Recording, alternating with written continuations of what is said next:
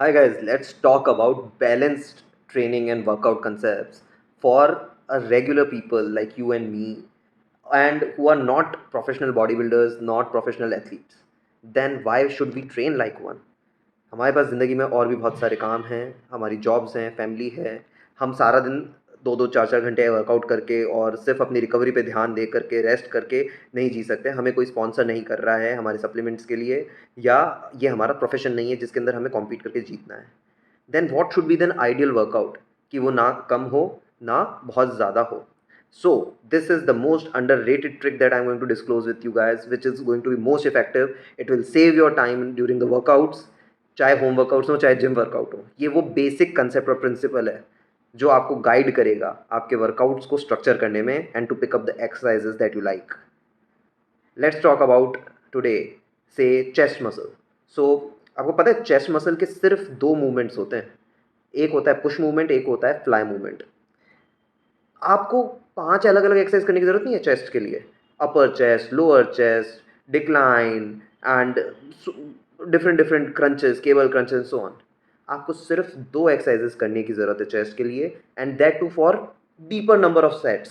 से अगर 3 पे इम्पैक्ट नहीं फील हो रहा है, 4, 5, 6 of ideal number of repetitions. Repetition is a different concept, उस पे बाद में आएँगे। कभी आपको 10 से 15 रिपीटिशंस करने हैं, कभी आपको 5 से 7 ही करने हैं, जब आप स्ट्रेंथ ओरिएंटेड ट्रेनिंग कर रहे हैं तो।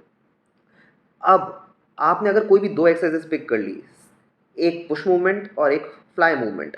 पुश मूवमेंट में आप चाहे डंबल पुशेस इंक्लूड कर लें, डंबल प्रेस कर लें, चाहे बारबेल बेंच प्रेस कर लें, चाहे इंक्लाइंड डंबल प्रेस कर लें, चाहे इंक्लाइंड बारबेल प्रेस कर लें, चाहे डिक्लाइन, कोई भी एक मूवमेंट आप पुश की कर लें इंक्लूड, और एक मूवमेंट एक फ्लाई की कर लें, जिसमें आपका पैक डेक हो गया, या आपका सिंपल केबल क्रंचेस हो गया, या डंबल फ्लाइज हो गया, which ever is convenient for you, accessible for you quickly.